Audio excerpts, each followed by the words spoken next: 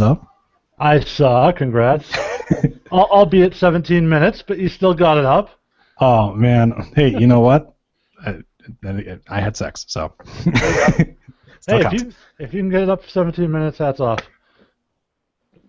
It was one of those cases where Right. like I had fully intended on it being a longer episode. I recorded at about 10:30 at night, just because of the fact that I had so much other shit I had to do.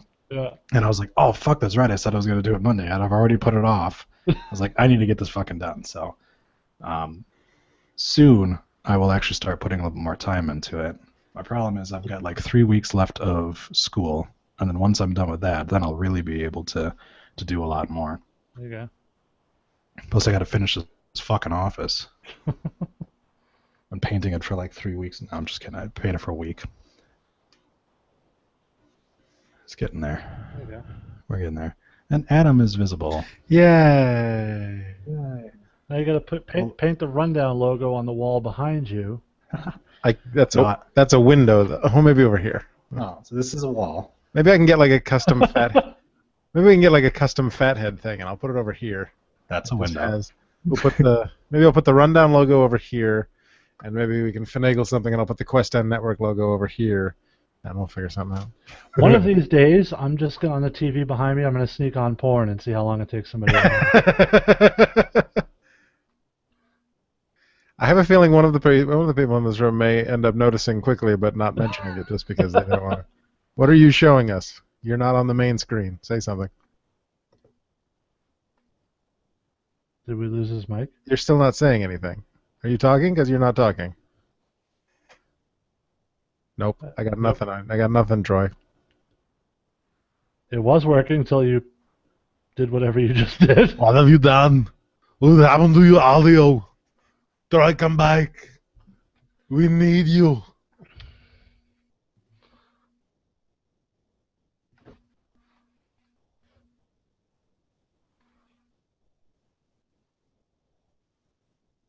Dead air. Dead air. Dead air. Dead air. Dead air. Dead air. Dead air. Troy, you broke your microphone. What have you done? Did Adam drop his cell phone on your computer too?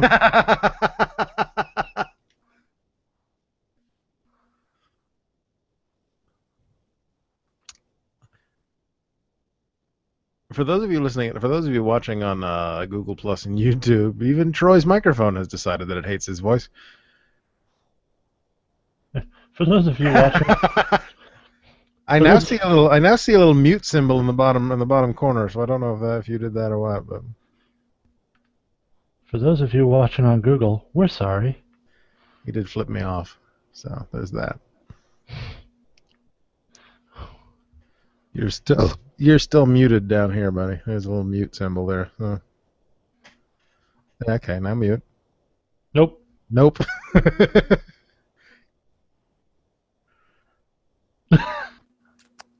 Troy's gonna restart his computer. Because otherwise, he'd be doing the entire show in mime, and we don't want that. Hey, the Red Sox have the bases loaded and nobody out. What do you think the odds are that they actually score a run this time? I'm gonna go 2-10. I'm gonna give it a 20% chance that happens. Oh, that's not even Bret Hart territory. 4 out of 10. Every match. Actually, his podcast is great. They have a segment where they talk about something shitty and they call it the 4 out of 10.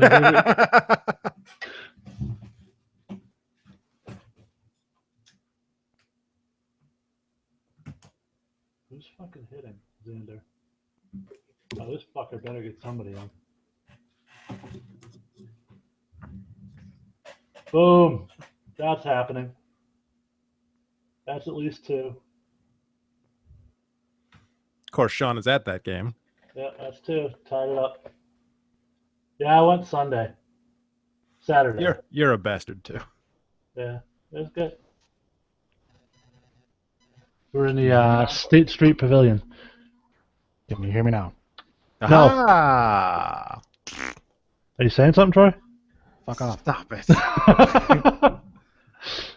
You can't answer no Question.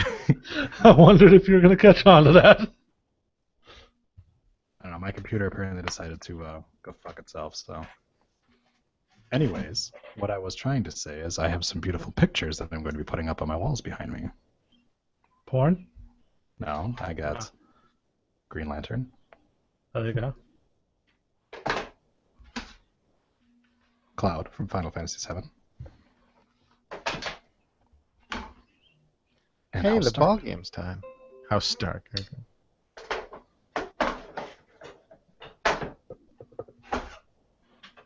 Hey, breaking news. I can try Office 365 free for 1 month. It just popped in from the side of my screen. To I let me know. heard that. Yeah. I had to put mine on silent because it was popping up like every 10 minutes. Like, your Dropbox is full. Your Yeah. Dropbox is full. Your Dropbox is full. Your Dropbox is full. Fuck you, Dropbox. Now fill up your Dropbox is- box, okay? Yeah. It's full of my dick. I love how we have this thing going where I basically throw like the really obvious sexual entendre out there, and Troy just fucking finishes it like blunt as shit. Like, We're a good tag team in that matter. there you go. What do we call this matchup? Is this Trayson? So any ladies looking for a tag team? Now you're talking double team. Yes. We'll be Team Joy. There you go. I don't think Andrew's coming, so I think we can go ahead and. Yeah. Well, he may be coming, but he just won't be on the show. Oh, that's right. He's on fucking vacation. Oh, wait. You're on vacation. Just keep flooding him in with it. Plow away. That time, what was it? The time we were coming up with the porn titles, and he got out of that night class that he was teaching. I was like, Jesus Christ! That's right. That was Come on to 72 text messages, it was amazing. and they were all about porn. And most of them were Troy and myself. Yes. Okay. All right. Do we have anything to talk about this week? Nah, not really. But we can fake it. All right. Sound like my wife now. Heyo. That sounds like a personal problem. It's not a problem for me. I got mine. I wasn't aware that you were actually going to send it. That's very funny. Just a heads up, I do have to keep track of my child, so if this thing starts screaming, I will have to walk away for a moment. But Hey, I have the same thing. he usually doesn't. He usually doesn't start screaming. So, Just- although he was. I don't know if he was trying to get my attention, but he was like about 20 minutes ago. He was lying in there, just going, Daddy! And I'm like, I don't care if you're calling for me or not. I'm not coming. You need to go to sleep. Now would be a good time for him to learn self-reliance. Is that a George Carlin reference? Am I? Oh yes, yeah. That's what I did. Yes, I see your shirt. Are you frozen? I think. No, I'm not frozen. My shirt was purchased by my son. Nice. Aww. Mine was given to me by certain Let it Champagne Joe grow. Muckley. I promised him I would wear it on the show this week. So. Nice, except you can't fucking see it, but whatever. Oh, he hasn't stopped watching the beginning of last week's show with Raccoon Rain's intro. Wrapped up every time. Is he trying to memorize it because it does contain some? Oh, every time I walk in the room, Buddy the Raccoon, how you doing? Bada boom, funny in a raccoon. I tried to go with the classiest title for our special 250th episode. I thought 137 Tiny Poops was a very good, was a very classic title for the I don't even remember what that was in reference to, honestly. That was Dennis Hopper. Oh, And that's right here is Dennis Hopper, and he takes 137 tiny poos a day. Gotcha. You can't Yeah, okay, I remember now. that. Bada boom, Bunny and a Raccoon. How you doing? I'd like to say something classy and inspirational, but that just wouldn't be our style. Pain heals, chicks dig scars. Nobody? No. Nobody? Okay, let's get recording. It's already 7:15. 8:15. Captain Central Time. Okay. 2:51. Everybody ready? Yeah. And 3, 2, 1, record. Taking less time off than Roman Reigns, it's episode 251 of The Rundown. Let's do this. Theme song. Exactly. That's what I assumed. You're just trying to make sure we don't say theme song anymore. So we don't say theme song here? Bada boom. Bunny Theme song in the room. But this is where the theme song goes. Yes. But we don't say theme song. Correct. You're going to make him stretch that theme song as far as possible. There was one episode where you just kept going so long I played the entire thing and you were still yammering about something. Hello everyone, my name is Adam, I'm your host, and of course, your Rundown Trivia Champion. It is Wednesday, June 22nd, 2016. Gentlemen, if I may, Ric Flair is selling 5-minute phone calls for $495. If you had 5 minutes on the phone with Ric Flair, what would you talk about? Jason? That is a tough decision. I would ask him why I'm not spending that hard-earned money on phone sex, which would be imminently cheaper. Troy? I'd probably ask him how many times he had sex with his daughter. No, that's Donald Trump. There you go. Since everyone else has a wrestling belt on there, I'm going to go ahead and just put up this picture right here. There you go. Just hold it up here the entire show. I'm not going to hold this the entire show because my arm will get very sore. For the Actually, record, that was a shitty way of introing us, Adam. Jesus. Here's a better way of introing you. Ladies and gentlemen, one half of the world's greatest prediction tag team. It's Troy. Oh. I put you in the goddamn grade. You want to know what that means? Watch last week's YouTube episode. And stay tuned to this week's YouTube episode for more Google Voice transcripts of our fantastic voicemails. Speaking of voicemails, we've got a couple. So let's get to those right now. Because that's what we do. Bada boom. Bunny and a raccoon. What was it on the text? Bada boom, pissing in a cup in the restroom? Yes. What's up, Rundown? Crazy couple of days in the world of the WWE. And first and foremost, I'd like to congratulate the new WWE World Heavyweight Champion, Dean Ambrose. That really hurt. 1 year ago at the Money in the Bank pay-per-view, that man fell off the ladder with Seth Rollins, both clutching the WWE title, and he just couldn't hold on to it. What poetic justice for him to cash in Money in the Bank the same night he won it on Seth, the newly crowned WWE champion. I thought it was great storytelling. I like Dean Ambrose as the WWE champion. And the only critique I have is that I wouldn't do the triple threat of Battleground. Now, who knows what they have planned for SummerSlam, but I feel like that's a SummerSlam main event. Why you would do that at Battleground, I would have went with maybe Dean versus Roman at Battleground, Seth interferes, you have a natural setup for the triple threat. Although I did like Ambrose kind of going out on top last night on Raw. You know, he gave the dirty deeds to Roman, and then he ran back in the ring, gave the dirty deeds to Seth. He's looking strong. It's only been a day, but at least he's looking like a viable threat in that match that's going to be able to maybe retain the title. I'd like to see him have a state run, but then again, I have no idea how these guys are going to get drafted. So that's the other thing we seem to be gravitating towards is how does Battleground and SummerSlam all mix in with the draft? And that should be interesting to see how it plays out. You know what was really interesting was Mr. Red Suit and Blue Tie, John Laurinaitis. Because he's here to bring back people power. God help us all. Like everybody's been saying, next up is Bischoff. Already had Teddy Long and John Laurinaitis. We're either going to get Bischoff and Vicky Guerrero. God, it's like the retro GM tour. Or AJ Lee. I thought Money in the Bank was a good pay-per-view, especially after the first hour. First hour kind of dragged. But it was for what it was pretty good. And then Raw was it wasn't bad. I don't know why the Wyatts are going against the New Day, but I do like the fact that Xavier Woods was all weirded out by the Wyatts. See where that goes.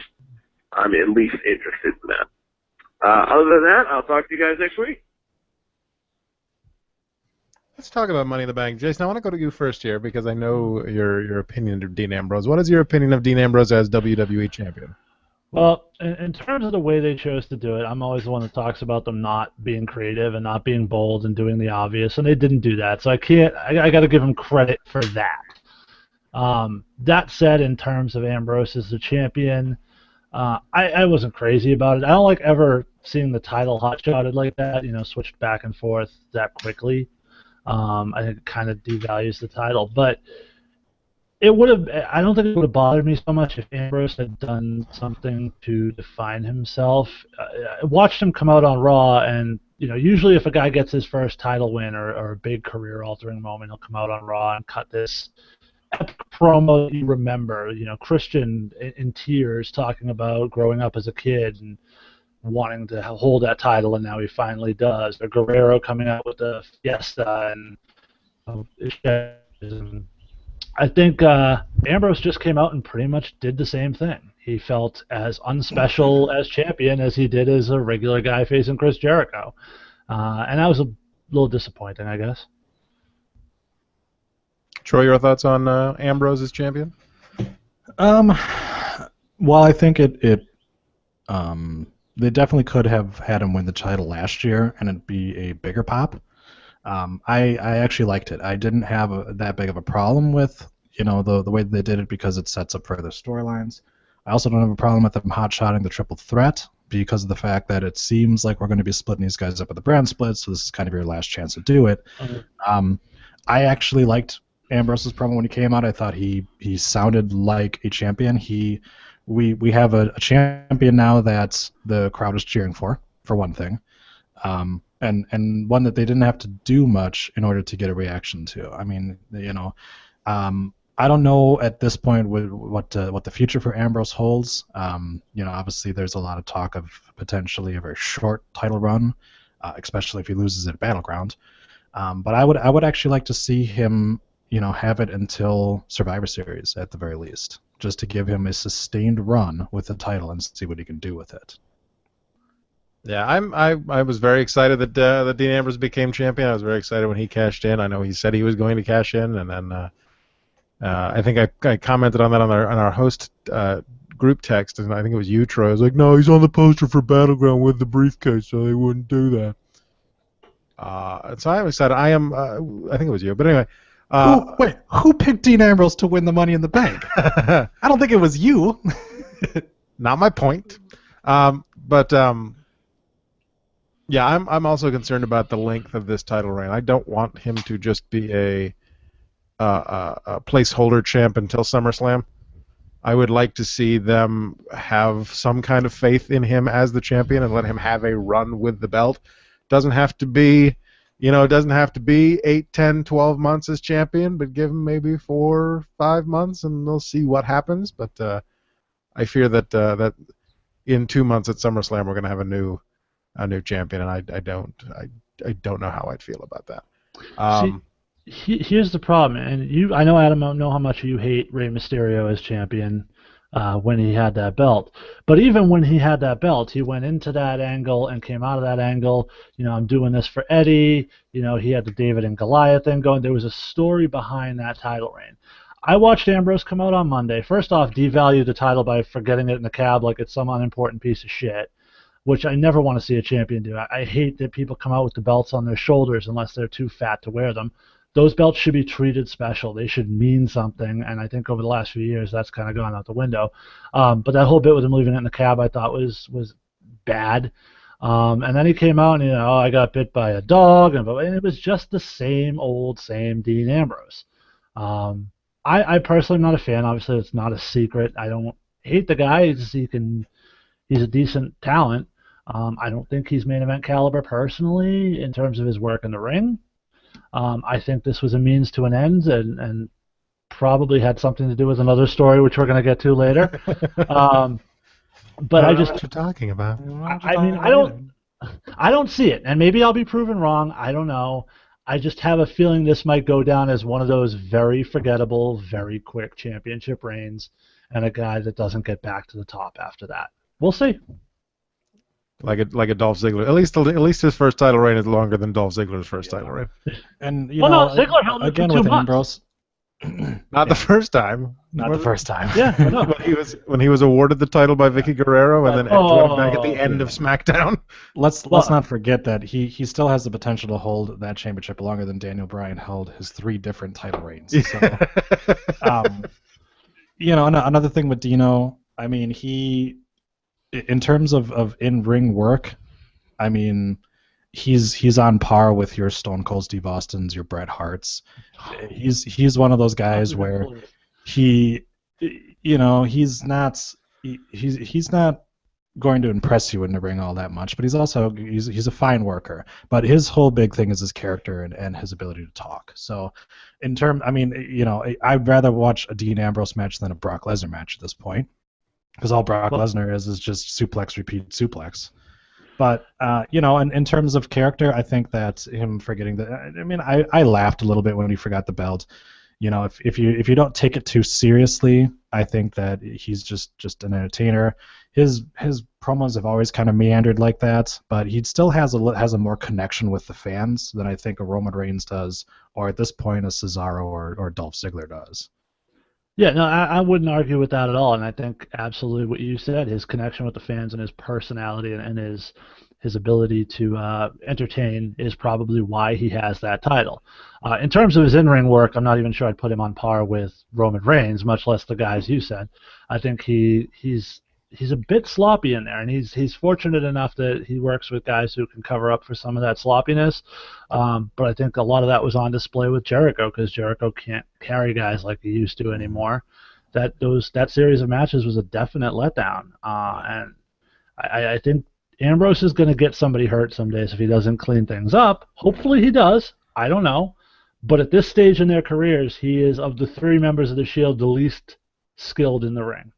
Oh, I would agree with that as well. I mean, him and Reigns kind of flip-flop a little bit to me. Obviously, Seth is the best in the ring and continues to be awesome. But for the sake of ending the argument, can you at least say he's a better wrestler than the Great Khali? Oh, yeah, absolutely. All right. Then we can come to an agreement. Yeah, Dean Ambrose has never inadvertently eliminated himself from a battle royal. That is true. Jumping to Raw briefly, because we're talking about wrestling ability and Roman Reigns and Dean Ambrose, can we talk briefly about the crowd on Monday night chanting "You can't wrestle" at Roman Reigns during that promo, but with Seth Rollins? You know, and this is the problem: is wrestling fans are the biggest assholes of time, and part of the problem and part of the things that WWE has to keep doing and what the performers have to keep doing is they have to find ways to overcome the egotistical crowds that they have. Yeah.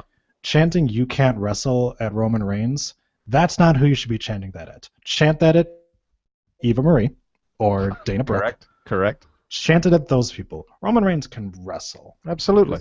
I don't think there's ever there should have never been. If Roman Reigns couldn't wrestle, he wouldn't be a what is it now, 3-time, 4-time WWE champion. Yeah. If you're going to chant anything at him, you chant "You can't connect with us," or Sal suggested you can't cut a promo. You can't cut a promo. Those are all good and true statements. But the fact of the matter is, while he may not be the most technical of wrestler, he doesn't need to be. He's a good worker. He does work his ass off. We're going to get to another thing that may put that into a little bit of a question, but he has improved in the ring. You cannot deny that. He is far more confident in the ring than he has been when he first debuted.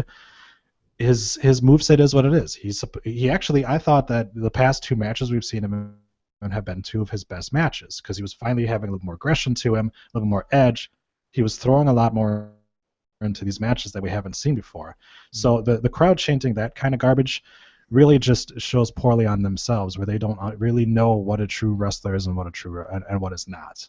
Because what Roman Reigns does is he's a wrestler, he's a brawler, but he's still a professional wrestler. What Eva Marie does is go, oh no, I'm falling. I did appreciate Roman trying to call them out on their shit. Yeah. During the promo.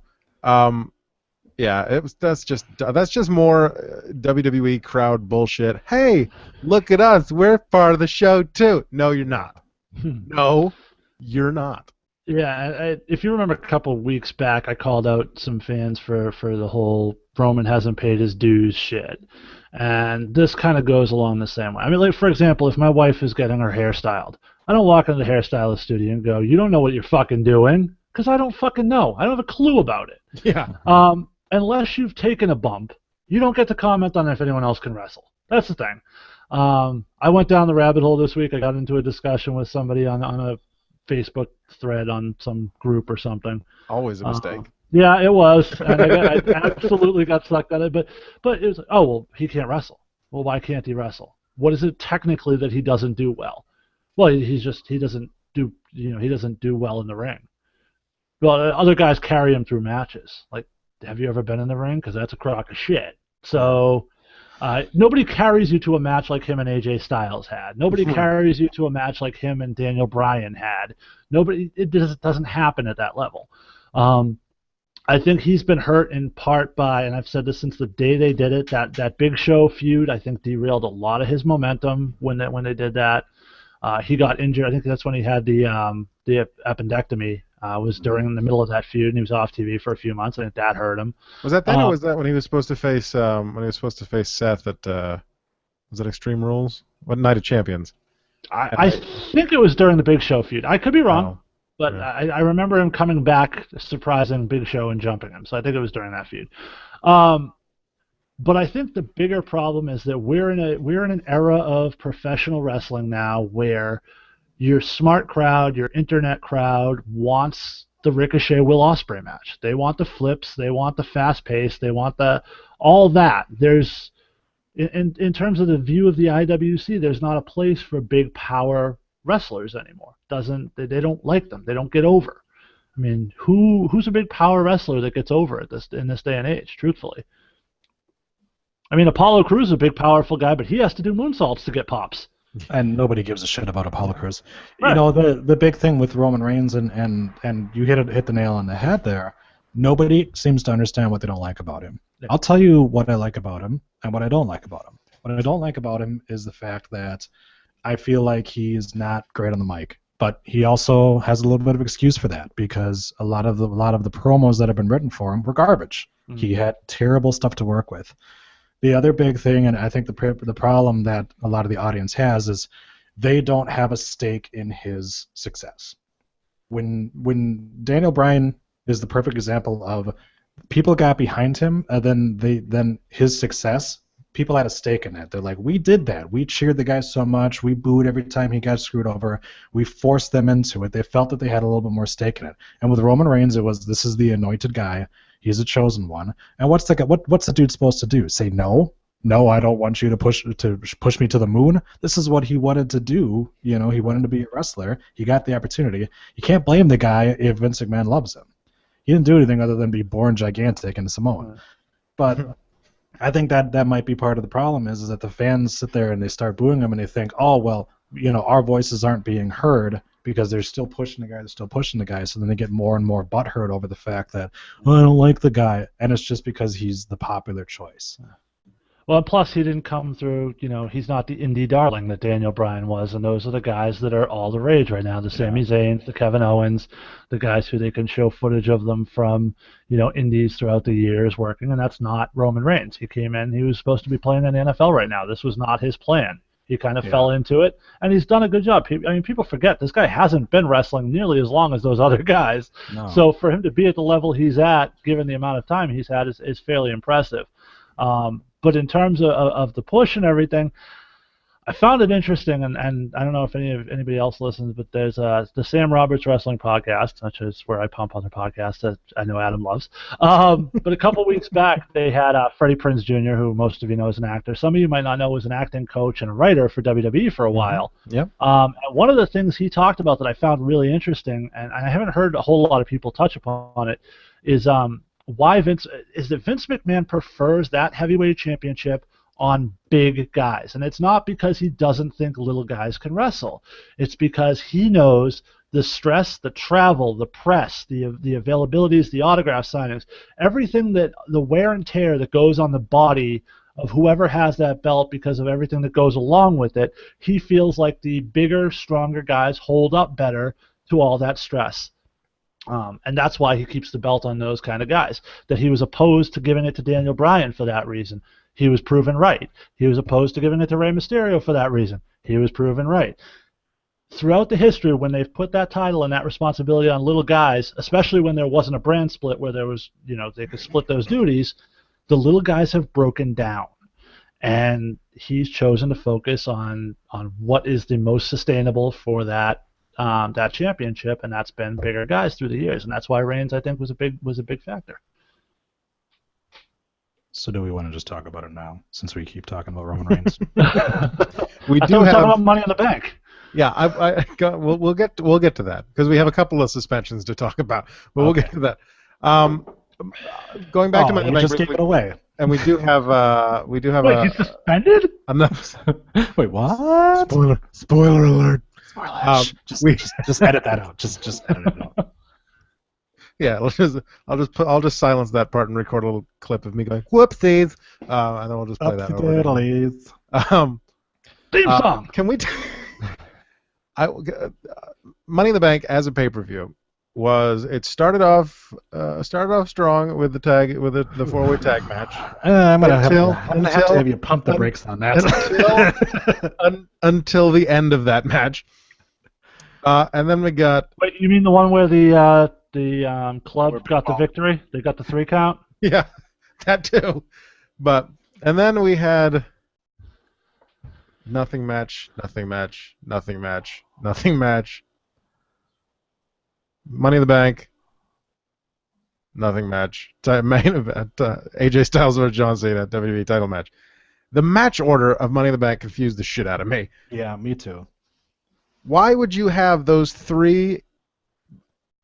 Andy argued with me on Facebook for calling them inconsequential, but those 3 inconsequential matches, the Baron Corbin versus Dolph Ziggler, episode 776, your ladies tag match, and I can't remember what the fuck. Oh, Apollo Crews versus Sheamus.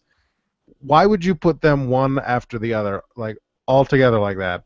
Because it just in my mind, because there was really nothing happening there. Maybe a little bit in the ladies tag match. You had the heel turn at the end. It kind of almost slowed the momentum of the show. To me, anyway. I was bored out of my fucking mind because it didn't make any sense to me. If you're going to move any of them, the Apollo Crew or the smiling black guy versus frowning white guy, at least was the first time we had seen it.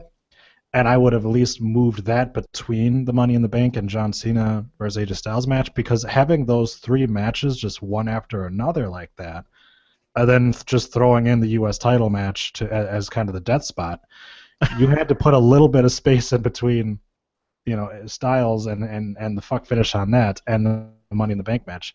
The other problem is that the Money in the Bank match had half the people that were in the Intercontinental Ladder match, and so it was like, they had to try to come up with even more things to do that they didn't do in the last one, and I felt that the Money in the Bank match was not as good as it could have been, or not as good as some of the ones I've seen in the past. And part of it might have been some of the people in it. Part of it might have just been the fact that there was a lot of the whole show, there was a lot of weirdness. First of all, it was botch galore, where the first match you had a 3 count that wasn't a 3 count. Yep. Then you had where Big Bald was not in position, and he was watching as Little Bald was getting the shit kicked out of him, doing nothing because Doing he knew nothing Colin to help. Cassidy, doing nothing to help, and just like being like, I don't see him because I'm supposed to take the big guy down. Not even that. He was standing in the corner like someone was supposed to be grabbing his leg, but nobody was grabbing his leg. So he was like, reach. Yeah. I can't. There's nothing happening to me, but I can't. I'm locked in place. So you had that, and then yeah, I mean I feel like Matthew is going to have an episode of Botchamania that's just 2016. It's going to have to, because there was a lot of problems.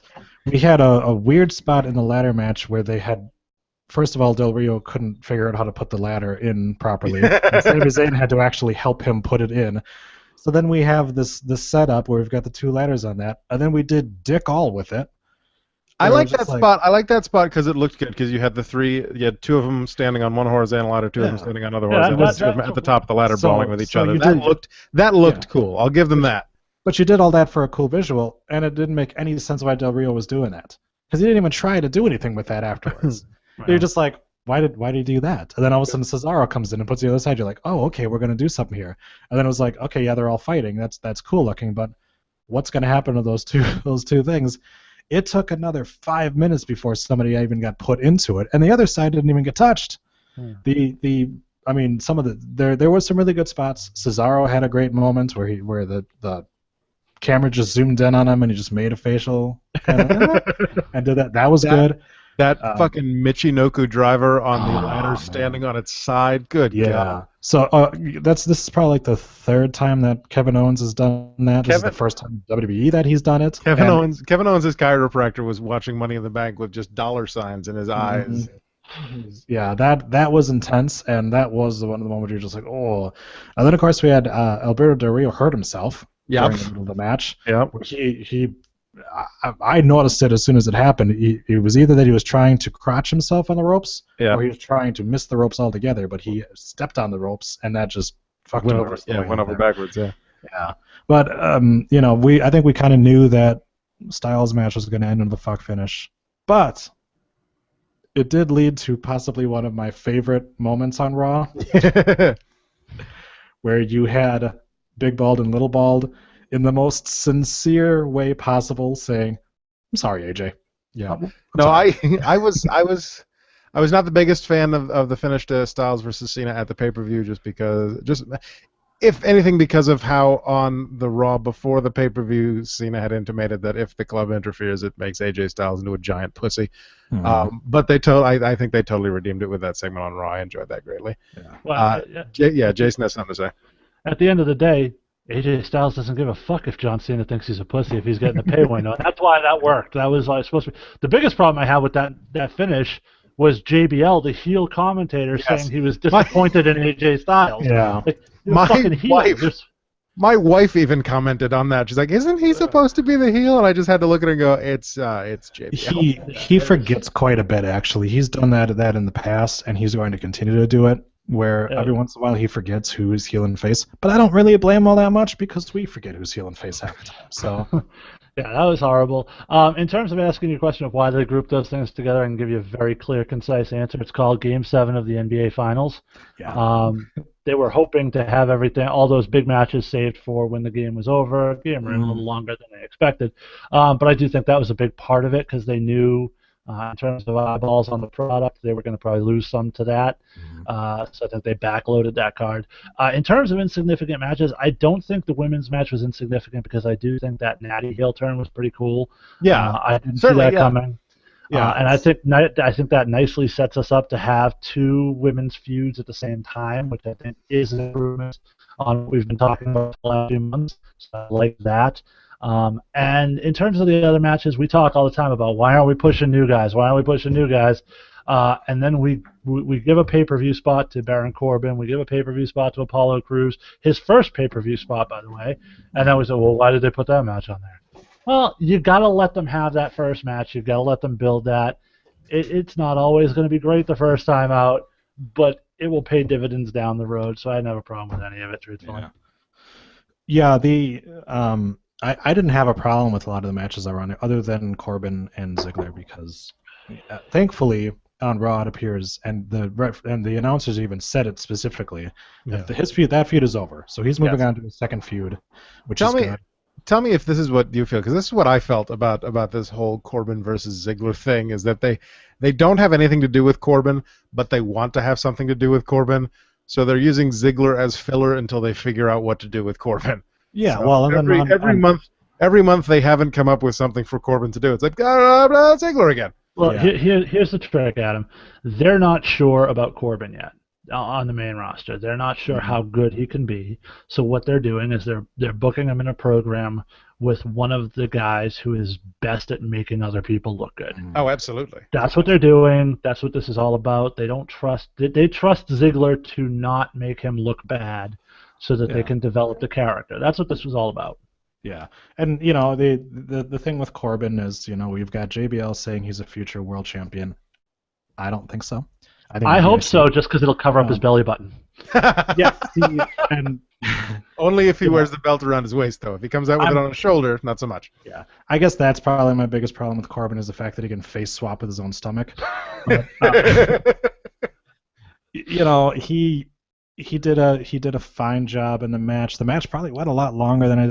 And I get what you're saying, Jason. Yeah, they were definitely trying to make sure that the finals ended. In fact, I actually stopped watching the Rusev match just to watch the ending of that game, just because the Rusev match was so just uninspiring. Yeah. Titus O'Neil proves, though, that having your children at ringside is a curse and not a blessing. But that speaks to what I was talking about earlier. 0 for 2 this year. They did nothing to heat Titus up before that match. That's what I talked about. That's why that match meant nothing. They did nothing to make you care about Titus O'Neil. Had they done that whole Father of the Year bit leading into it, and then said, you know, had him talking about how special it would be in front of his kids on Father's Day to win, I would have cared about that match. I would have known Rusev was going to win, but I would have cared about it. Right. They did nothing to build him up. No, even if they would have used Darren Young in that spot instead of Titus O'Neil. Sure. At least one of the two of them has been on TV recently. So yeah, and now it appears that the Titus O'Neil feud is continuing because we had another running on Raw. So don't you touch my kids! Don't you touch my kids! I loved Rusev after the match though, going up to those two kids and essentially telling him your dad sucks. And of course the other funny thing is the fact that Titus O'Neil, real name Thaddeus Bullard, has named his kid Titus. Yes. So it was very odd for them to say young Titus at ringside, and we would be like, does that make him a junior? I don't think it does. Is that where he got his ring name from, or do we know? I believe so, yeah. I believe so, yeah. Like a Kevin Owens situation? Because he is the Father of the Year, so Of course. he would name his kid after him. Yeah, of course. They play Go Fish all the time. And that whole segment on Raw, too, it's kind of like, if somebody effed with my kid, I'm not going to stop and have an interview on my way out. I'm running through the fucking curtain. No, they did that twice on Raw, and it was so awkward. Yeah. Yeah. Come back from break to Becky Lynch's music, or what's music, and then go backstage for a completely unrelated backstage interview. Was that the Jericho one? And then go back to Becky Lynch's music. Yeah, I mentioned it in our group chat. Raw seemed very strange, and it seemed like they were either trying to tie up some loose ends before the brand split. I don't know what was going on, but there seemed to be an exceptional amount of backstage interviews, and a lot of the timing on things was weird because, like I said, all of a sudden we did a backstage interview, or we come back from commercial, Zack Ryder's music is playing, we don't see anything in the ring, we go to an interview, it cuts back, that's what it was. And all of a sudden it goes, and his opponent, Baron Corbin. I'm like, whose opponent? I had completely forgot that we came back to Zack Ryder's music. So as he's in the ring, I was like, oh yeah, that's right. But in reality, it's Zack Ryder, so who cares? Yeah. And then that happened again later on, where we had somebody come out for an entrance. We cut to the back, do an interview, and come out another person's entrance. It just seemed very odd timing on things, and there was nothing with Raw that was interfering with or anything like that. I mean, other than obviously it being more Kevin Sullivan shit, but Kevin Dunn, sorry. But the Taskmaster. Yeah, I don't know why Kevin Sullivan I was as being a producer, but I guess we'll blame Billy Kidman. Yeah, I mean, Raw was a little bit strange, and the bigger strangeness was the fact. Well, we'll get into the Roman Reigns thing, but Wait, had. did something happen with Roman Reigns? I mean, we're just. Well, we'll get to that. We do have another we do have another voicemail though. We're never getting to it. Well, we're gonna keep pushing it off until next week. Fans, next week, join us when we discuss what happened to Roman Reigns. Theme song. Rundown Wrestling Podcast. It is I, the quintessential stud muffin, Tom Bundy. Guys, I'm sitting here right now enjoying this great summer weather out here in East Boston. I got some Bud Light. I was going to grab some Coronas, but I can't because I looked in my fridge and I've got 0 limes. That's okay, though. That's okay. That's okay because we're here to talk about what happened last night on Monday Night Raw. Hey, how about Kevin Owens and Sami Zayn? Huh? For a second, I really thought he was going to powerbomb him off the stage. I know that would have been fucking crazy, right? But those guys, they need to keep this going until SummerSlam. I feel like they're blowing everything off at Battleground. But we'll see what happens between them. We'll see what happens between Rusev and Big Titus O'Neil. For some reason, they want to make those two continue this feud because they've probably got nothing else to eat for either of them. Hey, how about the boss, Sasha Banks, coming back to Monday Night Raw? Nobody knows where the fuck she's been for the past 3 months. Yes, I know she's been on Main Event Superstars, but that shit don't count. It don't matter. She's back now. She's back on Raw. Hopefully she's back in the title picture. Why they had to cool her off? I don't know. You know how Vince does. He starts, he stops. He starts, he stops. Look at Cesaro, who wasn't even on Raw last night. And as far as the New Day goes, boy, my boy Xavier Woods, there's something wrong with him. He got all types of weirded out when the Wyatts was in the ring for a moment. Completely forgot his whole fucking shit. Can you imagine if Xavier Woods joined the Wyatt family? Oh my God, he would be like Mark Briscoe. Jesus Christ. I'll talk to you guys next week.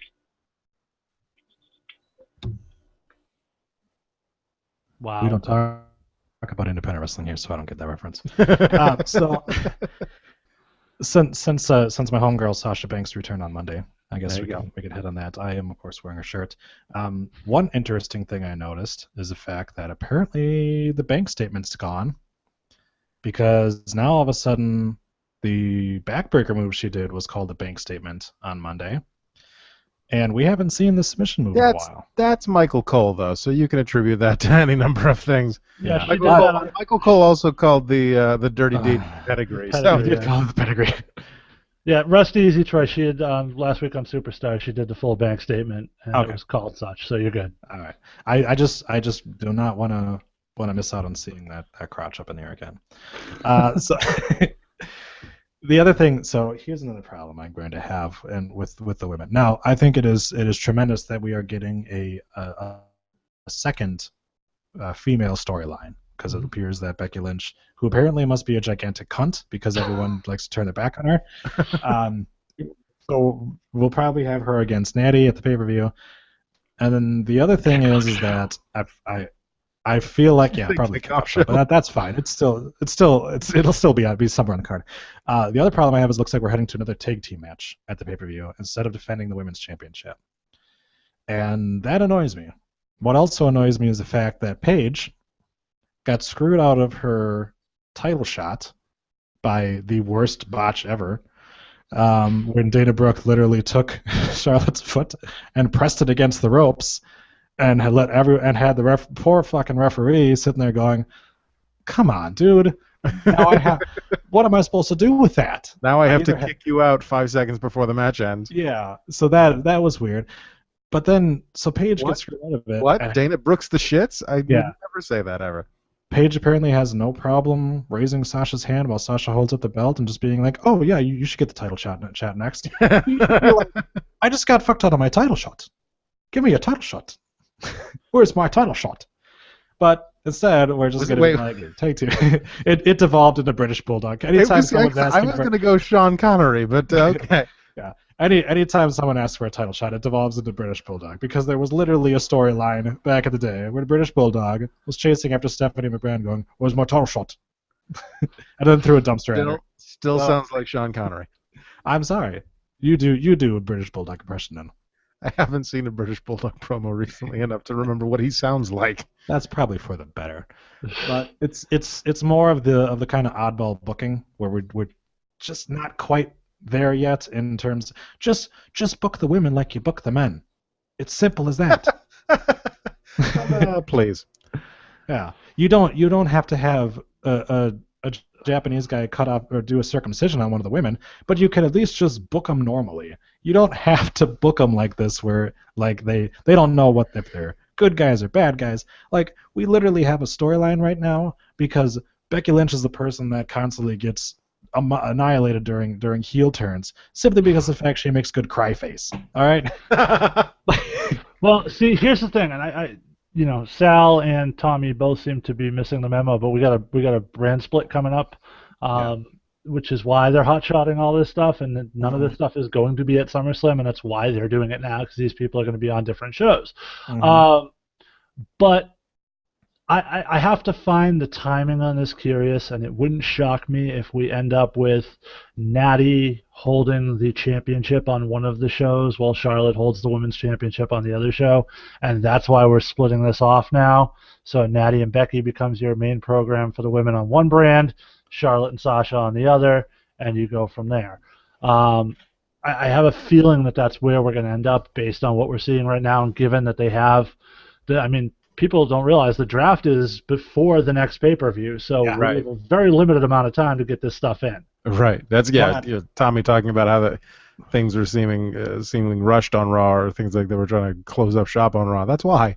Yeah. We got to remember we're going to work this after they split into two brands again. Yeah. Right. You have to remember the decision for a brand split happened a month ago, right? And the date for the brand split. That was decided a week ago. All right, we're not. This isn't far in advance thinking that we're doing here. So yeah, that's why we're getting a Shield. This is not planned out. No, that's why we're getting a Shield triple threat. And I think honestly, the best thing that you can do is you have two feuds right now that could easily be for championships on the SmackDown brand. Kevin Owens and Sami Zayn. Turn that into, all right, whichever one of the two of you guys wins this, you are the world champion for SmackDown. And like you said, Natty and Becky Lynch be like, whichever one of you wins it, you guys get the Divas belt. I'll do you one better. AJ Styles and John Cena, you could put in that same mix. Very much so. Yeah, you can easily turn some of these singles feuds, and even one of the tag team feuds, because you've got Enzo and Cass, with apparently who are their arch rivals, the Vaudevillains. Which is an odd statement to make. Because he tried to kill him. All right. See, I thought I had a thought occur to me this week that now that we're seeing the Gallows and the Polo Club with... excuse me, that would be Big Bald and Little Bald. I thought it was Blue Gallows and Carly Anderson. There you go. It changes on a week-to-week basis. But now that they're full-fledged in the middle of this John Cena situation, it occurs to me that Cena in the past has been a big, huge, even back to NXT, fan of Enzo and Cass. It wouldn't shock me if they end up being his backup against the Bullet Club in this situation. Yeah. I could see that. There's also a couple more people. You've got the Oozles are still running around doing nothing. You've got the Lucha Dragons as well, who, reevaluated themselves after beating the Dudleys. Hey, Connor's back from his suspension. That is true. You've still got the Ascension. So you do have a couple of teams that are kind of floating in the wind right now, not doing anything. The other issue I had was with the Wyatt family. And I personally would have rather seen them make a surprise return than for us to do a little vignette and Cole say, they're coming back later tonight. And I'm fine with how it happened, but I thought it would have been much better if we would have flipped it and had the New Day in the ring talking about the fact that they retain their belts and be all fine, and then have the surprise return of the Wyatts and have them cut a promo on them instead. I do wish Bray Wyatt had been given the chance to actually cut a promo. He had like 2 lines.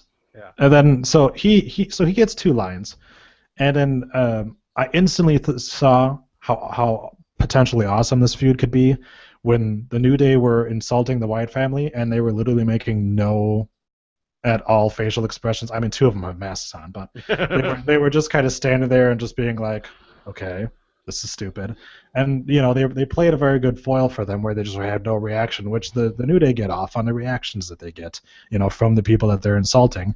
And then, obviously, when Bray started talking, the weirdness of is Xavier Woods apparently going to go to the dark side because he started getting mesmerized by them, a la Daniel Bryan. I don't know if I want that. I don't know if I want him in the Wyatt family. I'm fine if they turn around and tease a little dissension by having him be kind of Bray's puppet for a little bit, but returning after the fact. But the other thing that I worry about is, are they going to take Battleground? Obviously, is after the New Day have gotten the longest reign, right? In quotation marks, because they're not Demolition. Are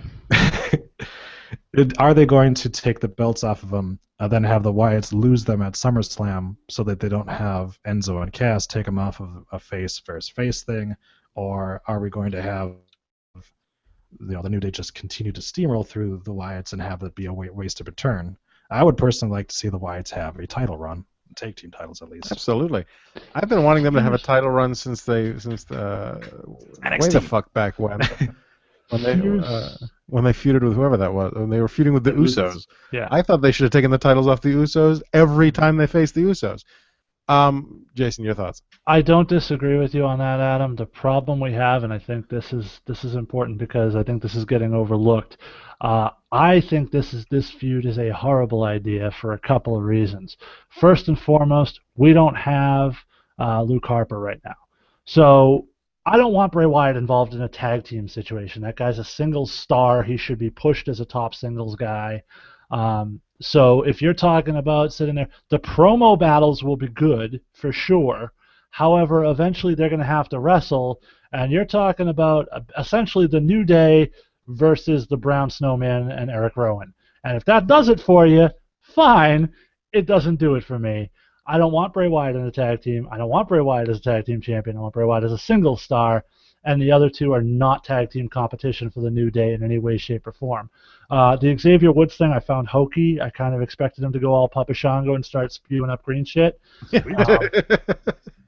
Fortunately, cut there. Yeah, well, that may happen next week for all we know.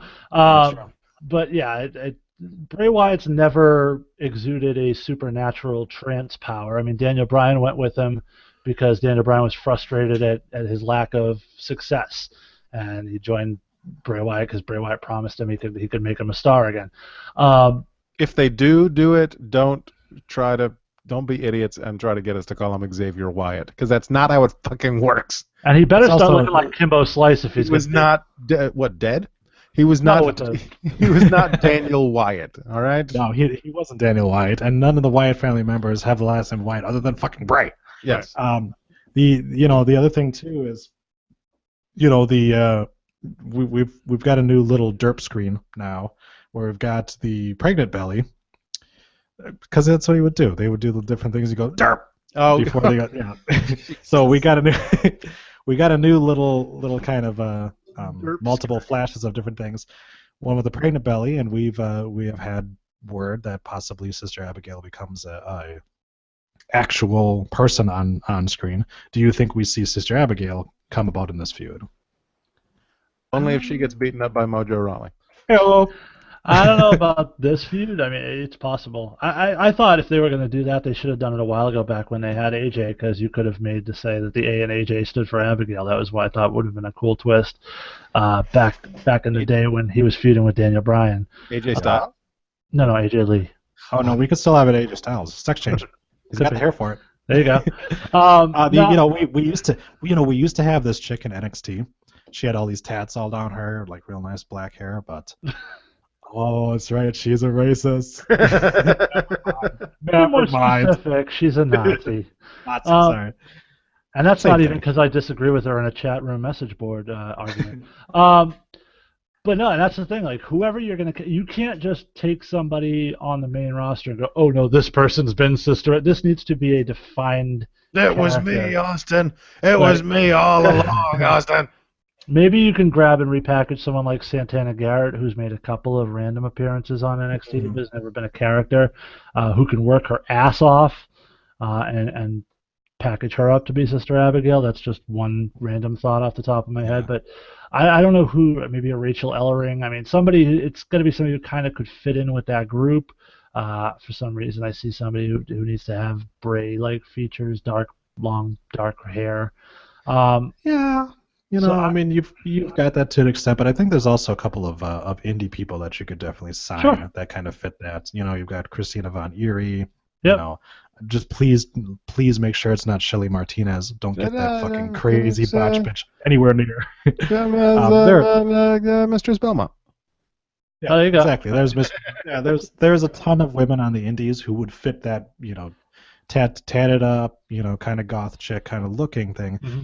There might be even a couple of people down in NXT that you could bring up that haven't been on TV. Or you could really throw a wild card and just have it be Nia Jax. Or Eva Marie. There you go. All white really everything. Abigail read everything. They're not really goth, though. I mean, they're not tatted up. Like, Bray's tatted up, but Roy isn't. Strowman isn't. They're not really that goth group. They're kind of the Deliverance hillbilly group. I think. But the problem is that if you can't have a woman come out and look like them. You really can't.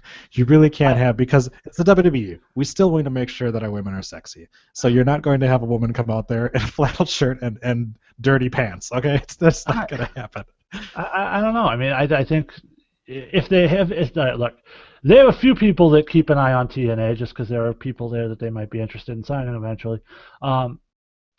They got to take a look at what Rosemary's done for Decay. I mean, she's not the quintessential wrestling chick, but she plays that character beautifully. She's added so much to that team, just from a personality standpoint.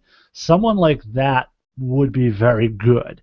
I think personally they should see what the chick from The Ring is up to, because that would be a perfect fit. She's pretty hot nowadays. You've thinking about TNA, you've also got Rebel, even if she is a terrible wrestler, just to make sure she doesn't wrestle. She's got a great ass though. Would Sister Abigail wear a U mask? Huh? EWEU, sheep, fuck you. Anyway. I still don't get the fucking joke after you explained it.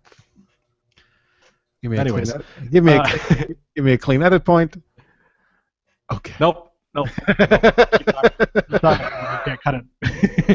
Keep talking. Make sure that terrible. I'm going to listen to this episode. I don't listen to episodes that I'm on, but I'm going to listen to this episode just to make sure you didn't cut that. Just to listen to I get a painful death. It's a you. Make time traveling Adam is going to pop in and talk about fucking. If you're going to do any editing this week, make sure you throw in some crickets after that. And then just draw. Just make sure you add like even more drawn out empty space. Have it come on for like a minute, so people have to like look at their phones and be like, "Is this still playing? It's still playing." Did my podcast app crash? No. It's just that bad of a joke. I made a shitty pun that was funny in my head, not funny in real life. Yeah. Anyways, join us next week where Adam wears a U on his face. I was like, is that a scarlet? Is it a scarlet letter joke? Stop trying to make you happen, Adam. I don't know what you're talking about. Anyway. I get it. You're trying to. For those of you who don't understand the joke, Adam is one of the few people who actually knows what a female sheep is actually called, and is now trying to insert his farm. It's that it's that Scottish part of my ancestry. Mm-hmm. We can't be agriculturists like you. So, did either of you or anyone out there or anyone in the world, even those who don't watch wrestling, did anybody imagine that the main event match was going to end in anything other than a double countout or double disqualification? No. Everyone knew. So much so, this is when I started doing dishes, because I was like, okay, main event's on. I know how it's gonna end. Either there's going to be Dino's going to knock them both out, and it's gonna be double disqualification, or it's gonna be double countout. And surprise, we got a double countout. And so of course we had first Dean Ambrose apparently wanted to wrestle 2 matches at first. Apparently. Apparently, because he said I'm going to take them both on the same night, and Shane had to clarify, no, we were not going to do that. We're going to do a triple threat. So I don't know if he was insinuating he was going to fight them both, or if he was always insinuating I'll do a triple threat. But yes, of course, we got the triple threat because everyone knew it was going to happen as soon as we learned that we were going to have a number one contenders match. Well, like I said, it's entirely predictable and not at all surprising. I will say this, and we didn't touch upon it, so let me throw it back, but it involves the same guys. That fucking my biggest problem with Money in the Bank was the end of the Roman Reigns Seth Rollins match, because why you don't end it with Rollins reversing the spear into a pedigree, which was the best fucking spot of the night. Is beyond me. Instead, you have him pick him up and give him another just regular pedigree that wasn't anywhere near as cool or spectacular. And to those fucks chanting, "You can't wrestle," do you know how much timing and precision it takes to execute that spot, even if you're Roman Reigns? So fuck off. Eat a dick. Go ahead. Yes. Even if he didn't get the other arm up, it was still a beautiful move. Yeah. And it worked perfectly. My other thing, too, is, a lot of people are saying, well, maybe they were just trying to get the title off of Roman. They did that. They didn't need to have Dino cash in. They could have just had Seth continue with the championship and have Dean be his kind of a foil. But obviously we're trying to run with Dean. And now when Seth wins it back, he can be a 3-time champion too. So, win-win. And here's the other thing. I think with all the recent rash of injuries, they might just be in a position where it's like, we want to do this match. Let's do it while they're all healthy, because you never know where they're going to be by SummerSlam, Right. I think it also suffers from the draft because, like I said, there is a good chance it's one of the three of them will end up on a different show, and so by trying to spread that out till SummerSlam, then you do run the risk of we can't draft them to different shows because they need to have this feud till SummerSlam, Well, and also that one thing that we're going to talk about in a moment. Well, let me just throw this hypothetical out, because this thought occurred to me. What if you find yourself in a situation where you do the draft on the 19th, you have Seth on one show, Ambrose on the other show, and then come Battleground you end up with some type of double pin, and now you have two guys who have claim to the World Championship, bada bing, bada boom, Bunny and a Raccoon, you got two champions on either side of on either show. This actually ties back to a question that I wanted to ask you guys, talking about the heavyweight champions on each show. What do you guys think about Joey Styles' tweet of them having two identical belts, just the swoop on the SmackDown belt is blue, and the swoop on the Raw belt stays red? I'm debating on if I'm going to start doing a series on my YouTube channel, Geek and Gamer. You can also check out my podcast, Geek and Gamer Podcast. Whereas I play TEW 2016. And on that, I have made a SmackDown Championship simply by taking the WWE Championship and photoshopping it blue. So I am 100% okay with having identical belts and having a blue swoop instead of a red swoop, and then taking the women's belt and making it powder blue instead of the powder red that they currently have. Yeah, so I'm okay with that. I'd be okay with it. I wouldn't have a problem with it. I just don't see them doing it for marketing purposes. They make a lot of money on the replica belt industry, and I think the more different designs they have that stand out, that make people want to buy them, the better off they are. I think having two identical belts hurts that business model, and I think if there's anything we know about the WWE, they're not about to leave $1 on the table. But they're not identical. One of them is blue. Yeah, you're not going to pay $300 additional for a different swoosh color. I mean, here's what I'm hoping. I'm hoping that it's a brand new original design. Because swoosh is trademarked. We call it a swoop here. So we don't want to get sued. Right. I don't want to see the big gold belt back because I really 100% agree with you on that. Yeah. I was actually just about to say that. Yeah, I really enjoy the side plates on the new belt and the fact that they change them out for different people. I think that's a really cool idea. It's kind of similar to... And it's more money they can make in replicas. And it's more money they can make in replicas because they literally sell those side plates too. Yes, right, but part of what makes that... Part of what makes that cool is the individuality of it and the originality of it. If it's happening on every belt, then it's not cool anymore. It would just be happening on the two world belts. It wouldn't be happening on every belt, just those two. Well, the two world belts and the women's belts, so then you're only left with the tag belts, and so... I don't know, we'll see. Secondary championships. Don't forget the secondary championships. Maybe it's just because I really want the Winged Eagle back. I don't know. you're never going to get it though, because that only sells as a replica belt, and that's how they make their money on that. So if they just reuse that belt again, like Adam said, they're not going to make any more money on it because people are like, I already got one of those. I don't need to buy a new one. Because now instead of just getting the nostalgic nerds of our age, you're going to get the kids of today who are actually seeing that belt in play. There you go. Well, I did like your idea from a couple weeks ago, where they get the Intercontinental title goes to SmackDown. SmackDown gets the Winged Eagle and the old tag belts and the old women's belt. Yeah, it's a classic wrestling brand. Maybe the Alundra Blaze women's belt that she threw in the garbage. Oh, she can come back. Not the oval belt. She can come back and team with Becky against Natalya for that women's belt, and then turn on Becky. I thought she was feuding with Paige on Instagram. Anyway, I am very interested to see. What we are going to do for this. I did say doo-doo. We've got the brand split coming up. What I'm really interested to see, though, is, after Roman Reigns got laid out with the dirty deeds, come Monday, I'm really curious on what he's going to say in response. He got laid out for 30 days with the dirty deeds. The 30 deeds, if you will. Yeah, well, that's breaking. Breaking news from the Rundown Wrestling Podcast. Just announced today, Mauro Ranallo will be calling the Cruiserweight Classic with Daniel Bryan. Yeah. Yes. Breaking news that was posted on WWE.com earlier today. Of course, according to reports, actually, WWE actually knew going into Money in the Bank that Roman Reigns had failed a wellness test and was going to get suspended for 30 days. Mm-hmm. And booked the Battleground main event anyway. So the 30 days ends, I think it was 3 days before Battleground. So he's going to miss every episode of Raw and SmackDown leading up to Battleground. He's going to miss the draft, but he'll still be in the main event of Battleground. Yep.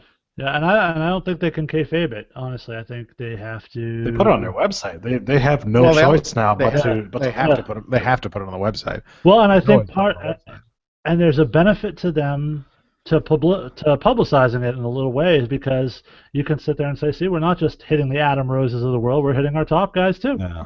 So the big question is obviously, what did he fail? Because when you say wellness suspension, it could be anything. Right, and that's the thing. It could be steroids, obviously. It could be recreational drugs. It could be a tainted supplement. Here's the other thing: it could be pee shyness and refusing to piss on command. Well, no, I was about to say. Here's the other thing: a lot of people don't realize. It could be a missed test. A missed test under this policy qualifies as a failed test. Yep. So if he forgot he had an appointment, if he got sidetracked, missed a plane, didn't get to a test on time, it's possible it's just something as simple as that. Whatever it was, credit to him. He came out on Twitter, took full responsibility. He didn't pass the buck, and to the best of my knowledge, he has not yet beat his wife for it. So that was a joke made in our group chat. Is now all he needs to do is not get re-suspended. All he needs to do is not beat his wife in the next 30 days, and they'll be fine. Yeah. The other thing too is looking back at this in hindsight now, there was a shot that they showed of Roman Reigns sitting next to the announce table after Dino won the championship, and he just looked depressed. And I feel like at this point that was him being like, man, what did I do? I fucked up. Yeah. The tweet simply says, I apologize to my family, friends, and fans for my mistake in violating WWE's wellness policy. No excuses. I own it. So there's no indication there as to if it was a mistest, if it was a failed test, what it might have been. Just that something happened. Now we wait 2 weeks and he comes out with a handwritten note from his doctor saying, no, it's just Adderall. Yeah. There's always that opportunity. And I 100% buy into this notion that this was what we saw Sunday night was not the planned finishes for Money in the Bank. I think they had to scramble to redo that. Actually, interestingly enough, about 2 or 3 days before the pay-per-view, Vegas, which does take betting lines on WWE pay-per-views for some fucking reason, switched Kevin Owens from the favorite to win Money in the Bank to Dean Ambrose. Very abruptly, very quickly, it was made. That change was made, and a big part of me thinks that's when they found out he tested, or he had violated the test. It was like mere hours before betting closed that they switched Seth Rollins to the favorite to win the championship too. So that obviously somebody leaked it, or somebody in Vegas got hold of that information and definitely made the swap there. Yeah. But whatever it was that he got what he got suspended for, he was suspended, and I do have a problem with the suspension as a whole. Obviously, I don't know what it was. If it was something as little as weed, that's kind of a bummer. But no matter what it was still a wellness violation. The guy is getting a 30-day break. He's losing a little bit of money in the deal, and he's going to headline a pay-per-view when he comes back. So where's the punishment there? He gets 30 days off the road. That's more of a vacation than anything. He's not really losing his spot. Yeah, he lost his title, but titles are kayfabed anyways when you really think about it. And he's still going to be in the main event of the next pay-per-view. That seems to be the trend now. Titus got suspended for grabbing Vince and got a U.S. title shot out of the deal. So yeah. Titles are kayfabed, but the money increase that you get by having a title is not. So he's definitely taking a hit there. That's going to affect his merchandise sales. On a personal level, do we know if a wellness suspension is with or without pay? Because I'm not. It's without, I believe. It's without, yeah. And as far as I know, and barring something coming out very specifically stating it was a mistest or something, those fans that are booing him are going to give him the full A-Rod treatment when he comes back and the steroid chants, and his life is going to be miserable. Yeah. He better come back as a heel. Otherwise, it's a huge missed opportunity. This is your perfect opportunity because every crowd you're going to get the same idiots that chant you can't wrestle are going to be chanting PEDs and you need a steroid injection or a shot in the ass. They're going to be chanting all these things at him. They're going to heckle him every chance they get. This is your time for him to come back at Battlegrounds, and even if he winds up losing, because I doubt they're going to put the title back on him at Battlegrounds. I really don't think that's going to happen. For him to, after the match, just wallop Dino with a chair, and or the next Monday do the same thing, or Tuesday, whatever show he's going to be drafted to, and just tell the crowds, look, fuck you, stick it up your ass, I'm done with you, and then just keep riding that heel train because there's no way that you can make this guy who's supposed to be, the fact that he went against all odds, he won versus all, well, apparently he had a little help in that potentially, so. You can't have allegedly. Yeah, from what I would think, I would assume it was steroids, and I think a lot of people are going to assume it's steroids. It could very well be hard drugs, but I look at him more the fact that his physique and everything like that, and the fact that The Rock was a former steroid user too. I lean towards it probably being steroids or some kind of performance-enhancing drug. His cousin Manu in the WWE a while back got popped for steroid wellness violation, which I think turned out to be PEDs. Yeah. So it may just be, got a little history of it. Yeah. So I mean, you're definitely going. You can't have him come back and be, I've overcome all this, because people are going to be like, well, did you really? Because you could easily have him come back and be like, look, I duped all of you because I doped myself, and just roll with it, I think the far more likely thing is that it is some type of a here's the other thing with this wellness policy, because I was looking over this stuff just out of curiosity fairly recently. I don't remember, it might have been during the Adam Rose thing, but there is a clause in there that you can have a prescription for something, some type of medication that is banned on the thing. But you have to renew that doctor's note every 30 days, and if you don't, and then you test positive for it, even if you have a doctor's note on record, if it's more than 30 days old, you still go down as a failed test. So that's the thing.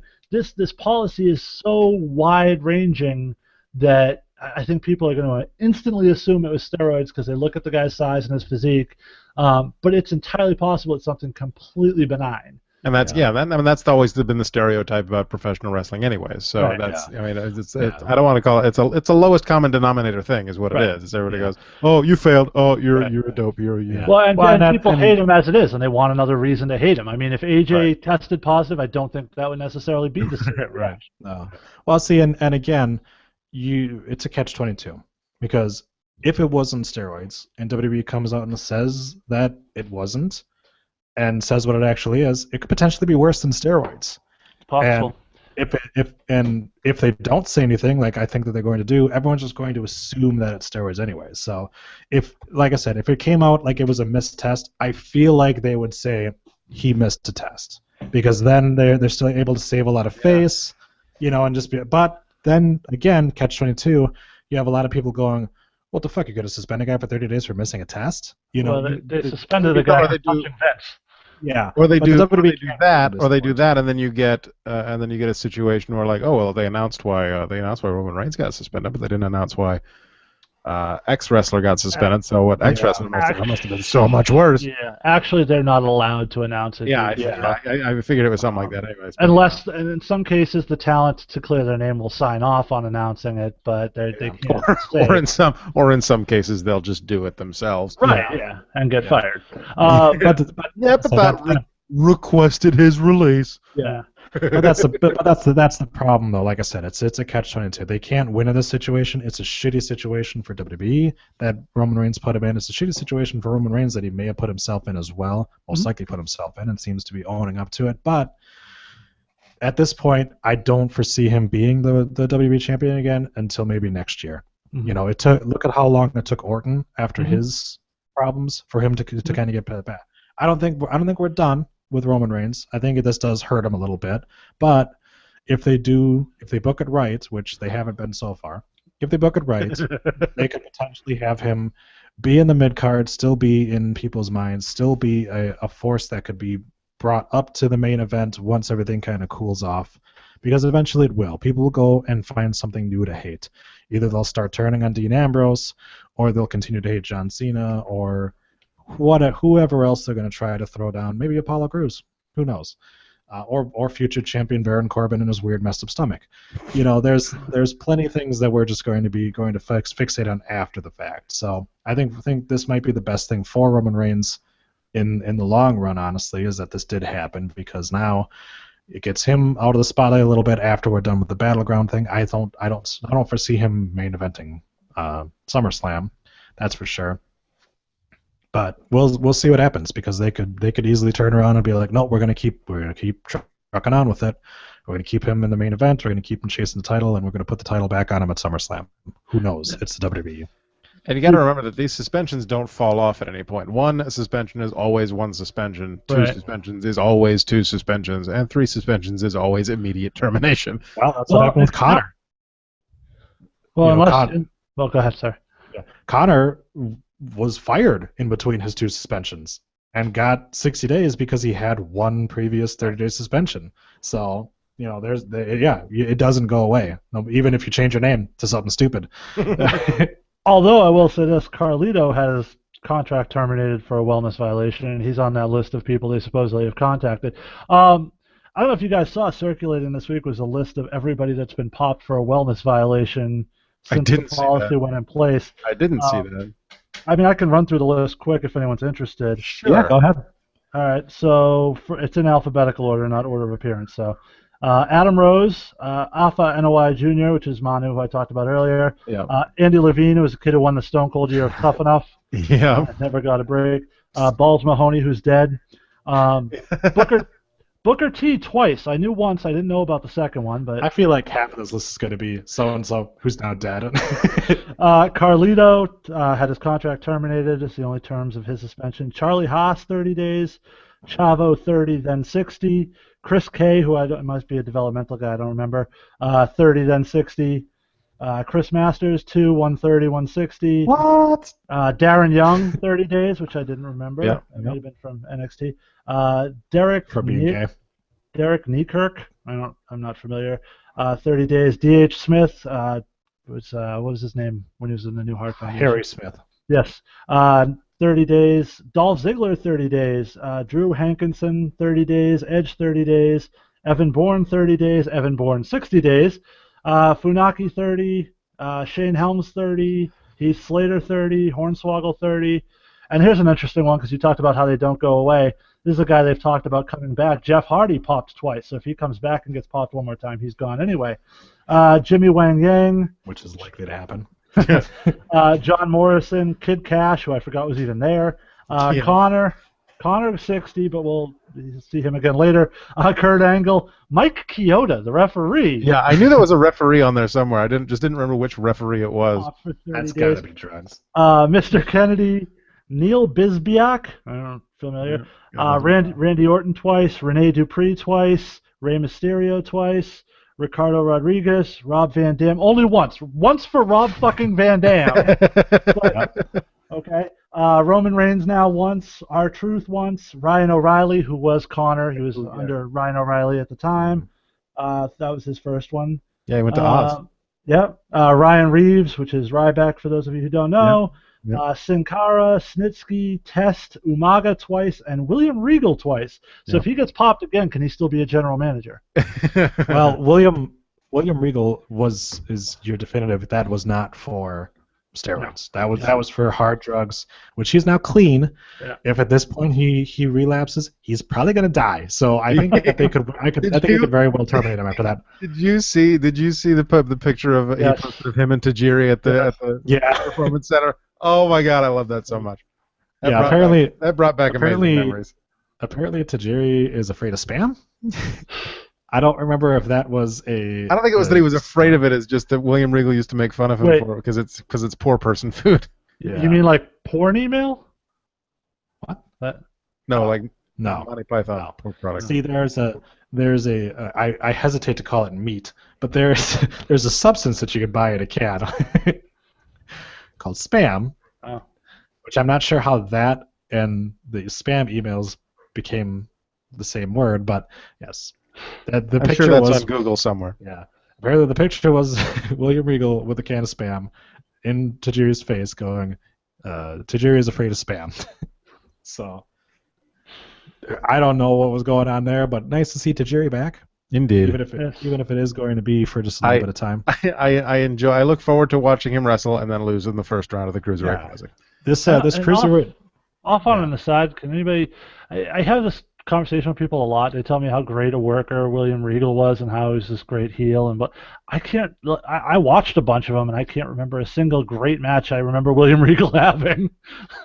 None of his matches are memorable enough to stand out to me. So I don't know how great he would qualify as, but that's just he's another one of those kind of Dean Malenko types. Yeah, I guess. Very tactical wrestler. Wasn't anything flashy, but he was a great worker. You know, exactly. He's got the. But see, I can sit here and remember Dean Malenko and Eddie Guerrero as being great matches. Mm-hmm. I can't remember a single. I mean, maybe I think Ricky Steamboat he had a little run with in WCW where they had some really good matches. But other than that, I can't think of William Regal's great in-ring performances. Yeah, the big problem there for William Regal was booking. Because I do believe that there was a good deal of really good matches that were pre-show matches or dark matches, but as a heel, I mean, he was a great talker and he was always very interested. Obviously, his rubber face was the big thing as well, that he was able to really utilize his facial expressions. But definitely. In terms of his in-ring ability, again, like I said, I don't think he was anything flashy, but he definitely was. He was one of those guys that you would not really see him mess up too much. Yeah, kind of like a Stone Cold, a Steve Austin prior to Stone Cold. Yeah, where nothing was really sticking with you, but you'd go away being like, oh well, that was a good match. He's a solid hand. He's a solid hand. That's a perfect way to put it on him, and obviously he's good at training. So because he's a big part of the reason why we've got a lot of these guys coming up and being able to transition over to the style. So yeah, I think he's their primary scout. He goes to all the indie shows and gets this young indie talent and brings them in. So. Right. And he's one of those guys who doesn't have that ego about him, where he's not going to try to go after a guy simply because he's afraid of losing his spot or anything like that. Right. You know, you've had some of the guys in the past who have been scouts who I think that they look at certain people and go, oh, well, that's not my style. William Regal's one of those guys who just wants to find talent. Yeah. Sorry, Troy, you were going to say something about the Cruiserweight Classic. I cut you off. Oh, yeah, the Cruiserweight Classic is looking like it's going to be fantastic. Yeah. We've got a two-man announce booth and two guys that I really enjoy. Mauro Ranallo, who's been an amazing commentator, and I'm glad that Brent will probably put him on SmackDown for good. And with Corey Graves, hopefully. With Corey Graves would be fantastic too. And now we've got Daniel Bryan, who's going to be out there. And while Bryan wasn't always the tippy top of promo givers, he has an amazing knowledge for the sport, and I think as a color commentator guy where he's able to just talk about the thing that he loves the most, wrestling, I think he's going to be fantastic. And those two guys, when you've got such an amazing play-by-play guy like Mauro Ranallo, and you've got the great technician and color commentator like Danny Bryan, they're going to be able to tell the story of what's going on in the ring. Yeah, when you've got a guy like Mauro Ranallo who actually knows the names of the moves. Oh, and a pedigree. No. Tope Con Halo. I think my favorite is when AJ Styles did the Ushigoroshi, and he called it what it was, and then the next week on SmackDown, Michael Cole calls the same move. It's a modified AA. Like, no. Yeah. No, it's not. No. So we've got a tremendous amount of talent in the Cruiserweight Classic. So who do we think is going to win this, and what is it going to do in terms of them for the future in the WWE? We talked about this a couple weeks ago when we read off the list of the folks who are in it. I think my pick was honestly I can't remember his name right now, but the Japanese guy who was at TakeOver Dallas. Kota Ibushi. How come you don't forget white people's names, Adam? Oh, shut up. Kota Ibushi, yes. Yeah. Kota Ibushi, yeah. One of the top talents in the world. I think it's going to be either him or maybe a Zack Sabre Jr. Wouldn't shock me either. Yeah. It's got to be somebody who they have some type of long-term plan for. Right. So one of those two is more likely. I think Will Ospreay was supposed to be in it, and so it was a contract issue. They were not able to get him, and they were not able to get Ricochet. Yeah. But we were able to get Rich Swann, who is actually signed under NXT. So I think he is I don't think he'll win it, but I think he'll have enough good showing, which will lead to him going to TV. But yeah, I could see Zack Sabre Jr. taking this and running it with his character on NXT, or Kota Ibushi running it for his character on NXT as well. Drew Gulak, another very talented guy in there. 100%, absolutely. Wouldn't shock me if he goes deep into this thing. And again, as much as we don't necessarily view them as cruiserweights, I mean, Tommaso Ciampa and Johnny Gargano are already there, so it wouldn't be shocking if they they use that as a showcase for those guys. I enjoyed looking at that promo photo for the Cruiserweight Classic, where it's got the 5 guys, standing in the picture, and I know Gargano on the right, and then Tommaso Ciampa. Don't recognize the guy in the front. But then the guy who's second from the left, I don't know who he is, but he just looks like Tyler Breeze wearing a hoodie. I don't know who that is. I don't know. I haven't seen the picture. I haven't seen the picture either. You'll have to send it to us. I'll have to find it. Yeah. Okay, so going back to Mauro. What I can't tell you though is whoever wins it, Vader's going to run out and beat the shit out of him. That would be fantastic. So going back to speaking briefly of Mauro Ranallo and suspensions, Jerry the King Lawler was suspended indefinitely for a domestic abuse situation. Teflon Jerry. At it again. Maybe not so Teflon. So he'll get completely off on this. There'll be no charges. He'll get off quicker than he does watching kitty porn. He'll get off quicker than he does on fucking his 27-year-old wife. Yeah. No fiance, right? I don't think they're whatever she is. So the funniest response that I saw from Mr. Lawler, he apparently justified his actions. By saying that neither of them got hit, so apparently that's okay. So in Jerry Lawler's book, grabbing a gun, unloaded, and telling somebody to kill themselves, A-okay. As long as you don't hit them. Aside from the gun part, Ric Flair did that to Natty on a live SmackDown a couple of weeks back. You should kill yourself. You should kill yourself, yeah. Yeah. I don't remember that. I don't remember that from the episode on Thursday, though. Yeah. So it is alleged that he pushed her up against the wall, I believe, and then like I said, told her to go kill herself. Now, just the physical laying hands on, he may not have punched her, but that's still domestic abuse. You can't do that. You can't slam somebody against the wall or even grab them by the shoulders and gently place them against the wall if it's against their will. So, but in Barely in Jerry Lawler's book, that's okay, just as long as he didn't strike her. So, Kitty Fondler, maybe finally done with the company, which is good, because the last thing we needed was more Jerry Lawler commentary and a more bearing of the women specifically. So yeah, good for him. Thank you to that woman who's been taking his old wrinkly dick for long enough to entrap him into this domestic abuse allegation. because maybe it'll finally allow us to get Corey Graves instead of him on TV. So Speaking of which, so Corey You are- Graves is set up for color for the one SmackDown goes live this week. The color commentator for SmackDown, David Otunga. yes, David Otunga. yeah, that was something that happened. So well, there's he's still, actually been doing commentary on Superstars and not doing a horrible job. So yeah, but my worry is that our SmackDown commentary team is going to be Mauro Ranallo and him and Corey Graves. And while Ranallo and Corey Graves will be awesome, David Otunga will be a wet fart. And No, I think we're probably going to go back to a two-man booth. I don't think Saxon's going to be on both shows anymore. I think he'll go to one. You probably do Graves and Ranallo on SmackDown, and then your, unfortunately, three-man booth on Raw that we've had. So. yeah, well, it would be really nice if we just moved Renee Young to the SmackDown commentary team. There you go. I actually didn't dislike her in NXT when she was doing commentary. No, she was great. I thought it was a different perspective. It was kind of. And It was the perspective of each and every one of these guys are hot. All the women are hot. My God, my panties are wet. That was pretty much her commentary style. move Renee Young to the commentary team of SmackDown and move JBL back to the grave. back to the Bahamas and leave him there. Yes. Yeah. Ideally, that would be it. Now, who's taking his old wrinkly dick? Just So- Probably some old wrinkly twat. I don't know. Maybe Paul London still gets in the shower with him. Who knows?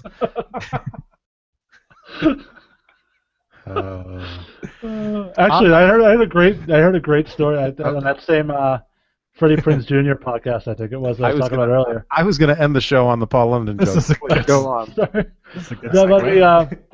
on that podcast I was talking about, I think they talked to I think it was that one. They talked to somebody about the Brawl for All and how that came about, and basically the way it And came what a about. terrible fucking idea that was. Right, but basically, and I never heard the story, but basically he said the way it came about was that one of the writers heard JBL in the back talking about how if they were fighting for real, he would beat the shit out of everybody.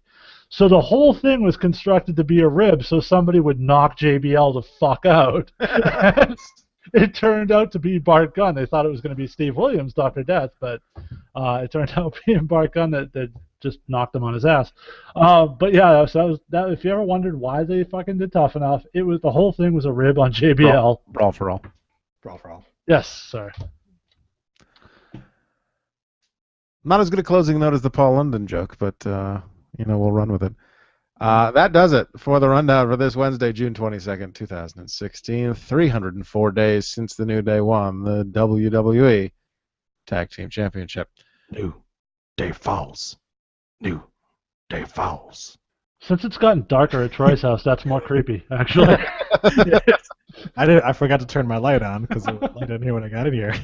And After slowly the darkness is enveloping me. Put it on the glass, Troy. Come on. Follow the buzzards. But you didn't disappear. The derp noise. Oh, yes, I'm sorry. Darp.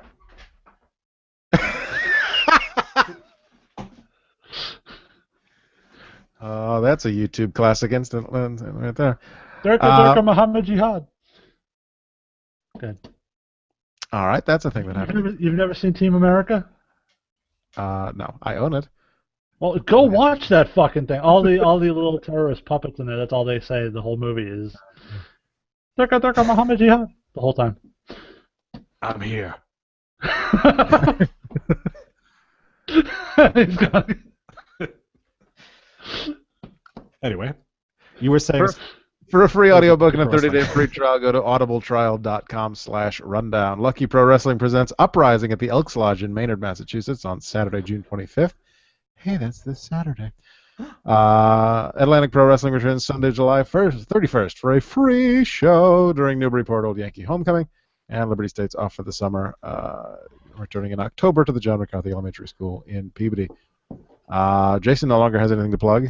That's not true. Well, I do want to take a second to thank everybody who did come out to the Children's Hospital fundraiser last Friday. We raised a bunch of money. It was a great night, great cause. Things worked out well. I saw some pictures. That was a really low ceiling for that ring. Yes, it was. did anyone go through the ceiling? Yes, actually, someone did. Not all the way through, but their head went through the drop ceiling. I have a huge event coming up this Sunday. Unfortunately, it's being kept in very dark. They're not announcing the venue. They're not announcing anything specific until this coming Friday. So my Twitter handle's on the bottom. It's @JStuart, STUART 0920. Come Friday when it's official, I will announce it. It's huge. It's going to be amazing. I am so pumped, and I can't talk about it. It's frustrating, but follow me on. Really shady. I'm not gonna lie. Follow me on Twitter, and you'll get the details come Friday, and you'll understand why. Now everyone's gonna know what your name is. That's okay. Just like everyone knows what my name is just by following @RockstarTroy. It doesn't matter what your name is. It does. My name this week is Lord Geek and Gamerton because I'm the host of the Geek and Gamer Guild podcast, which you should go check out because we've got 2 awesome episodes on right now. I was gonna get to the sister podcast in a second. Now you have to do it again. Now for everybody who's turned up their speakers because we've been whispering. Stump Trivia every Tuesday night at 8 p.m. at the Port Tavern in Newburyport, Massachusetts. Follow us on Twitter @Rundown Podcast. Send us an email to rundownwrestling@gmail.com. Leave us a voicemail like Sal and Tommy do at 617-863-6967. That's 61 Rundown 7. Yeah, I'm just saying, when you say that follow us on Twitter thing, it would be a good time to pump the rest of our Twitter accounts every week, even those who aren't here. We could use the followers, too. Mm-hmm. Just saying. Word. Always thinking about yourself. Yeah, bitch. And how much you hate Asians. Yeah. Fuck Plus- you, Adam. It's my fucking show. We're like what, an hour into the show, and we haven't yet, you have yet to mention the fact that we're part of the Questionable Endeavor Network. An hour and a half, and I was getting to that. Follow us like us on Facebook. Tell your parents and your grandparents to like us on Facebook at facebook.com/rundownwrestling. Watch archived episodes at youtube.com/rundownpodcast. And circle me on Google Plus at google.com/+AdamRundownHost. To send us donations, go to paypal.me/rundownwrestling. It costs $10 a month to host this show on Podomatic. So if you want to give me $10, it'll be like a free month. That'd be great. For some poetry, go to tinyurl.com/distanthorizons and check out all the other shows on the Questionable Endeavor Network. Shadowvane at shadowvane.net and patreon.com/shadowvane. The Geek and Gamer Guild on iTunes and Stitcher. What's episode 2 about? 17. It's about 17 minutes long. Eat a dick. They're easily digestible episodes, buddy. Okay, I don't need to talk. I don't need to do an hour and a half. That's far too much, and people will get bored. 17. If you're on your 15-minute break at work and you want something to listen to, Yeah. And then you only have 2 minutes to listen to on the ride home. And exactly how many podcasts have you made? I was counting all. Well, hey, somebody's got to pick up the slack from you people that don't appear on this show anymore. If I had a dime for every podcast you produced, I'd have 0 dimes. Tooning Japanese on iTunes and Stitcher, and the Raw Attitude podcast featuring our friend Henry Hugebex, the suplex throwing human duplex, also on iTunes and Stitcher. That one is also on SoundCloud, so check them out on that. Those are the podcasts in the Questionable Endeavor Network. You can access all of them at questendnetwork.com and follow the network on Twitter at questendnetwork. You can search for us on iTunes, Stitcher, or Podomatic under the Rundown Wrestling Podcast. If you subscribe, the podcast is delivered to you absolutely free each and every week for $0.00. What the fuck are you trying to do? I have like a weird shadow or a weird like light ball that it looks like I've got a sun behind me. I'm gonna have to adjust that. I was trying to hold it up like Atlas. If you cannot afford a monetary donation, leave a 5-star review on iTunes because that helps other people find us. If you leave a text review, we'll read your name and your text review at the end of a future episode. People of Earth, lend me your strength. I need to defeat Frieza. To Teaghan Brown for the logo. Thanks to everyone for listening. Thanks to no one on the side. Thanks to Jason. Thank you, Adam. Thanks to iFight Dragons for the theme song. And to Troy. Yeah, and thank Teaghan Brown for the logo. And thanks to iFightDragons at ifightdragons.com for the theme song. Next week. For the what? For the what? Turn down for what? Yeah. Make sure that you give us a call at 1-866 theme song. That's a few too many letters, but whatever. If you're Asian and you would like to voice your displeasure with Adam, 1-661 rundown 7. Yeah. Please pick up your weird slanted phone and dial 1. Jesus Christ.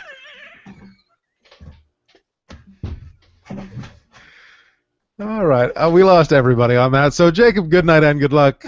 Bree, Zung, go fuck yourself. And take care, Bolby faces.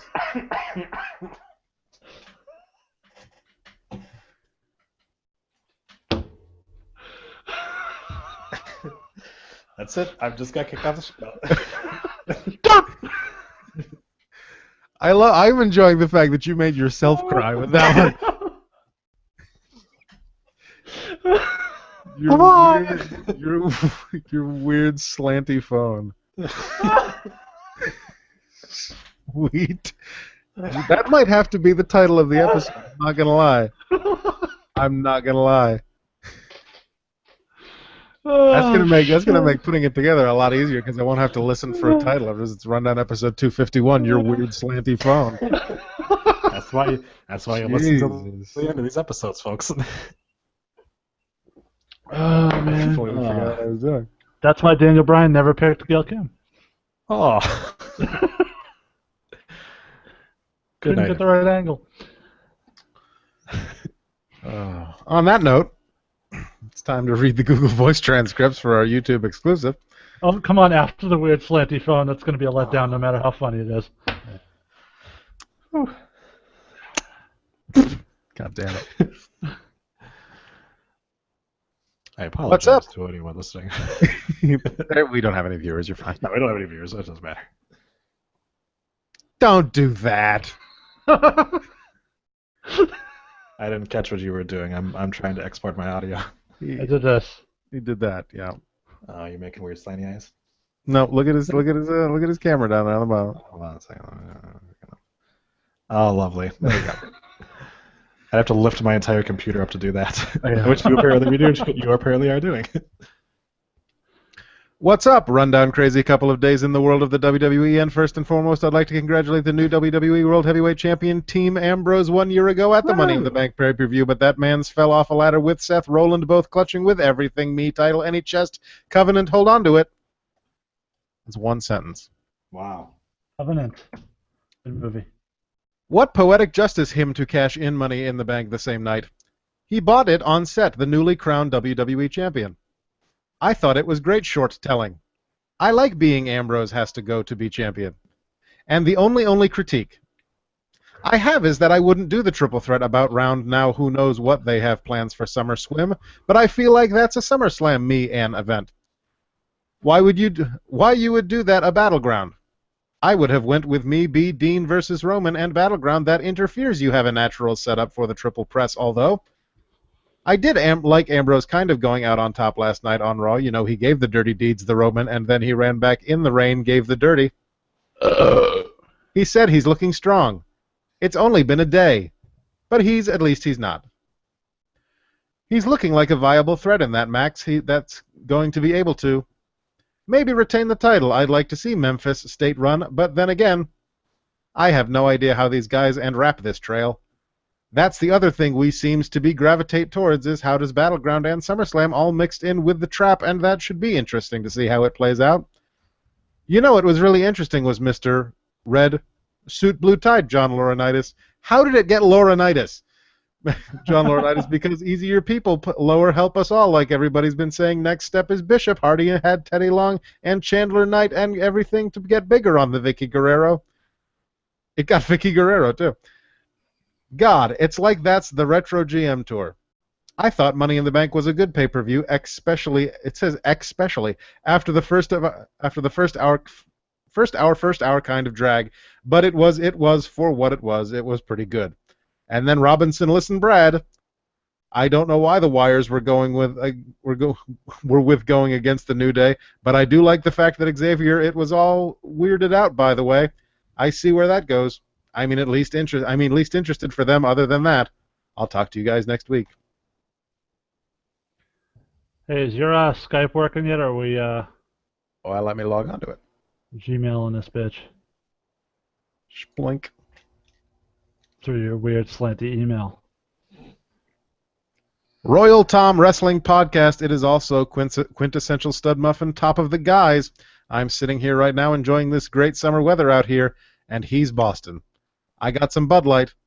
I was going to grab some Coronas, but I can't because I looked in my fridge, and I've got... That's okay, though. That's okay. That's okay, because we're here to talk about what happened last night. I'm one date night walk. Hey, how about Kevin, always the same Eugene, up for a second?